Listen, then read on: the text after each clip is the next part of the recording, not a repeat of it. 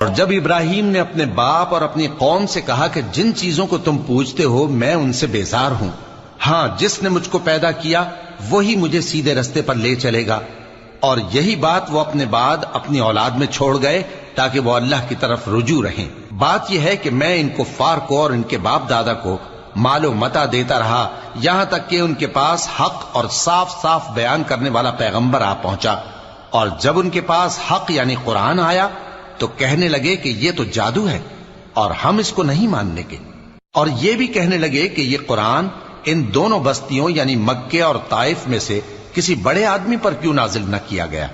क्या ये लोग तुम्हारे परवरदिगार की रहमत को बांटते हैं? हमने इनमें इनकी मईशत को दुनिया की जिंदगी में तकसीम कर दिया और एक के दूसरे पर दर्जे बुलंद किए ताकि एक दूसरे से खिदमत ले, और जो कुछ ये जमा करते हैं तुम्हारे परवरदिगार की रहमत उससे